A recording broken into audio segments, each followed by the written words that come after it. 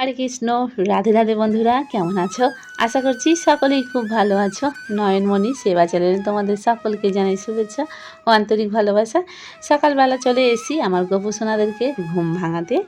আমি স্নান টান সেরে তিলক আচমন করে চলে এসেছি। গোপুসোনাদেরকে এবার তুলবো ঘন্টাটা বাজিয়ে। তো দেখতে পাচ্ছ আমার 3 সোনামণি কেমন সুন্দর করে শয়নে আছে। তো চলো এবার গোপাল সোনাদেরকে একটু আদর করে তুললাম।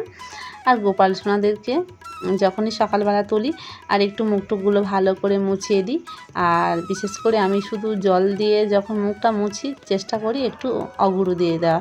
তো আমি একটু ভিজে কাপড়ের মধ্যে একটু অগুরু দিয়ে দিয়েছিলাম। কারণ কি হয় বলো তো, অগুরু দিলে একটু সুন্দর গন্ধটা বেরোয় আর ভালোও লাগে। শুধু এমনি জল দিয়ে কখনো মানে ভগবানের মুখটুকগুলো মোছাতে নেই।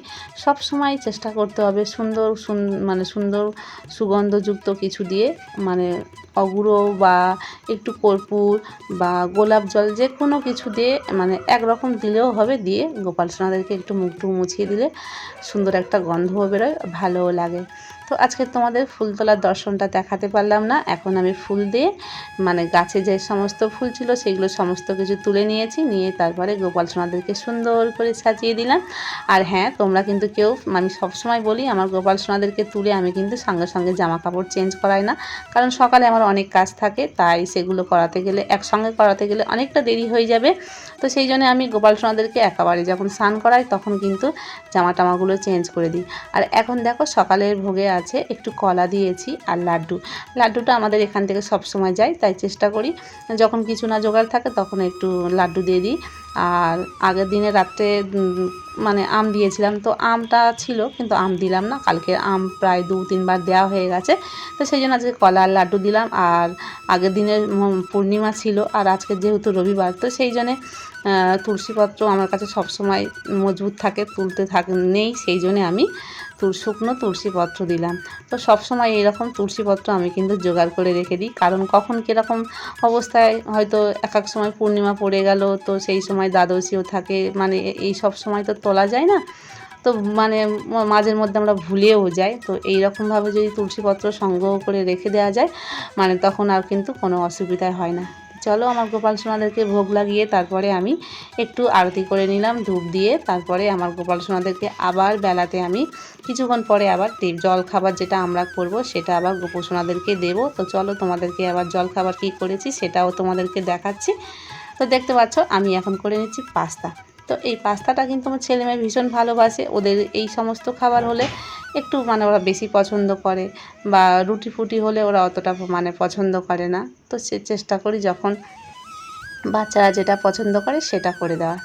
তো এই পাস্তাটা করব সর্বপ্রথম, তবু তো আগে আমার গোপু সোনাকে নিবেদন করব, গোপাল সোনাদেরকে নিবেদন করে তবেই আমরা প্রসাদ পাবো। তো চলো গোপাল সোনাদেরকে প্রসাদটা এখন আমি দিয়ে দিই। আর এখন বাজে প্রায় 10:30 মতন বাজতে চলেছে। তো এই প্রসাদটা দিয়ে তারপরে আমি সকালের জলখাবারও খাবো। গোপাল সোনাদেরকে যখন প্রসাদ দিতে যাচ্ছি, তো তখন দেখছিলাম না আকাশটা বেশ ভারী মানে মেঘ মতন করেছে। তো তখন আমি অতটা লক্ষ্য করিনি। তো তারপরে আমার ছেলে দেখলাম ছাদে বসে, মানে ও একটু আনন্দ করছে যে টিপটিপ করে বৃষ্টি পড়ছে। আকাশটা ঘনিয়ে এসেছিলো, মেঘ মতন হয়ে এসেছিলো। তো তারপরে দেখলাম যে না, বৃষ্টির ফোঁটাখানেক মতন মানে ফোঁটা ফোঁটা মতন পড়ছে। ভাবলাম যে হয়তো বৃষ্টি হয়তো ততটা হয়তো হবে না, এমনি হয়তো পড়ছে আবার হয়তো কমে যাবে। তো দেখলাম যে না, বৃষ্টি মোটামুটি আসছে। আর আমার ছেলে এইদিকে বলছে মা আমি বৃষ্টিতে ভিজবো। আর আমি ভেবেছি যে বৃষ্টি হবে না বলে জামা কাপড়গুলো ছাদে থেকে আমি তুলিনি, নিচে চলে এসে রান্নার জোগাড় করছিলাম। 10:30 বেজে গেছে, মানে 11টা মতন বাজে। তো তারপরে দেখলাম না ভারী বৃষ্টি জোরে চলে আসলো। আর আমার ছেলে তো ভীষণ আনন্দ করে বৃষ্টিতে ভিজছিল। তো তখন কেন জানি না আমার মনে হলো আমার গোপাল সোনারা যেন মনে হচ্ছে তারা ভিজতে চাইছে, যে মা আমিও স্নান করবো দাদার মতন বৃষ্টির জলে ভিজে।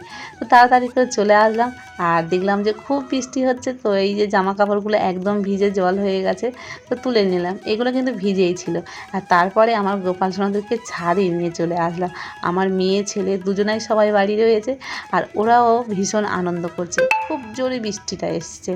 তো তো চলে আসলাম তিনজনকে ছাদে নিয়ে আনন্দ করতে, ওদেরকে নিয়ে একটু মস্তি করলাম, আমরাও আনন্দ করলাম। আর আমার ছেলে তো নিচে আনন্দ করছে, নিচে মানে গেটের বাইরের সামনে চান করছে। আর আমি আমার গোপালদেরকে নিয়ে চলে এসেছি। আর ও এতক্ষণে শুনতে পেরে গেছে যে মা ছাদে ভাইদের নিয়ে গেছে, তারপরে দেখলাম ও চলে এসছে। আর আমি এখানে একটা টেবিল নিয়ে এসেছি জানো তো, কারণ নিচে বসাবো না, টেবিলের উপর একটা কাগজ দিয়ে দিয়েছি। আর জল কত করে জমছে, আর আমার গোপাল সোনাদেরকে নিয়ে অনেক আনন্দ করছি। আর ওদের মুখটা দেখে তোমরা বুঝতে পারছো যে গোপাল সোনারা কত খুশি, কারণ এই গরমেতে বাচ্চারা চায় যে একটু জলে ভিজতে।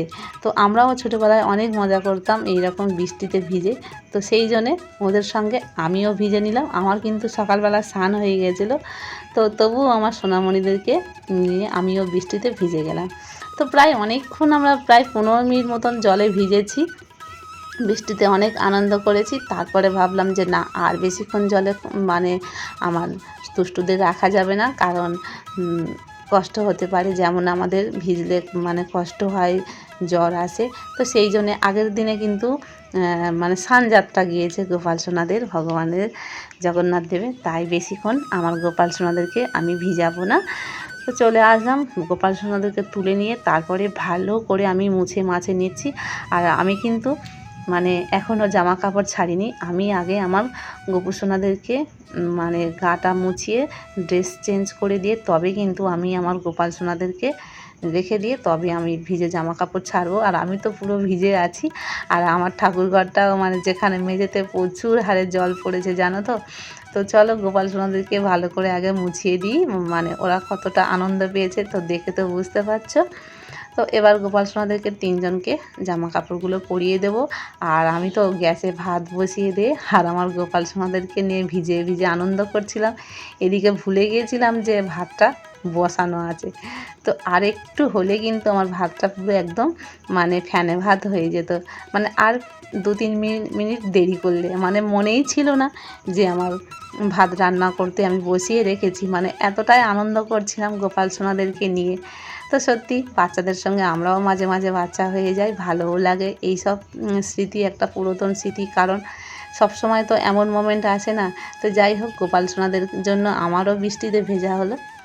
আর কি বলো তো, বৃষ্টিতে ভিজতেও আমার একটু ভয়ও লাগছিলো, কারণ আমার যদি মানে দেখতে পাচ্ছ তো কয়েকদিন আগে আমার কি অবস্থা হয়েছিল জ্বর হয়ে, তখন কিন্তু শরীর খুবই জব্দ হয়ে গেছিলো। গোপাল সোনাদেরও অনেকটা সেবার অসুবিধা হয়, তো সেই জন্যে আর বেশিক্ষণ মানে বেশিক্ষণ থাকলাম না জলের মধ্যে। আর আরেকটা কথা বলি, যখনই আমার গোপাল সোনাদেরকে তুলে নিয়ে চলে এসেছি, মানে বৃষ্টি থেকে নিয়ে এসে যখন জামা কাপড় পরাতে শুরু করছি, তো তখনই তার আগে দেখলাম যে বৃষ্টিটা প্রায় থেমেই গেল, একদম শুকনো হয়ে গেল। আর কিছুক্ষণ পরে তো দেখলাম একদম পুরো রোদ্দুর, মানে একদম খটখট করছে, রোদ্দুর উঠে গেছে। তো এটাই হয়তো আমার গোপাল সোনাদের ইচ্ছা ছিল, মানে যতক্ষণ ওরা ভিজতে চাইলো ততক্ষণ বৃষ্টিটা ছিল, তারপরে কিন্তু বৃষ্টিটা থেমে গেল। আর আমার ছেলে মেয়েও তো সেটাই বলছিল, দেখো মা, ভাই আর আমাদের সব স্নান হয়ে গেল, আর দেখো বৃষ্টিটা থেমে গেল। যতক্ষণ মানে আমরা ছাদে ছিলাম ততক্ষণ মানে জোরে বৃষ্টি ছিল। তো এইটাই আমার খুব আশ্চর্য লাগছে আর ভালোও লাগছে। তো গোপাল সোনাদেরকে ড্রেস ট্রেসগুলো পরিয়ে দিলাম, দিয়ে তারপরে আমি এবার ড্রেস ট্রেস পরবো আর রান্নাটা করব। আর আমি তো দেখতে পাচ্ছ পুরো একদম ভিজে, একদম চান, মানে ভিজে বলতে গেলে চান তো হয়ে আছি, কিন্তু মেঝেটাও পুরো একদম ভিজে আছে। তো তিনজনের ড্রেস প্রায় পরানো প্রায় কমপ্লিট হয়ে এসছে।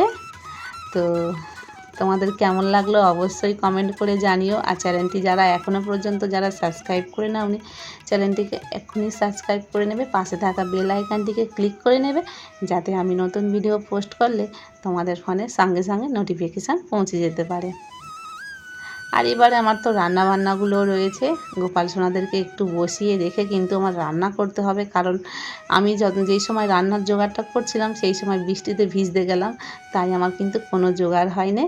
আর জোগাড় করতে তো একটু সময় লাগবে, তাই গোপাল সোনাদেরকে বসিয়ে রেখে এবার আমার রান্নাবান্নাগুলো করতে হবে। তো চলো, আমার গোপাল সোনাদেরকে ড্রেস পরানো হয়ে যাচ্ছে, আর আগামী দিন আবার একটা নতুন ভিডিও নিয়ে আসবো। আর তোমরা কিন্তু আমার গোপাল সোনার স্নানের ভিডিও কেমন লাগলো দেখে কিন্তু কমেন্ট করে বলো বন্ধুরা।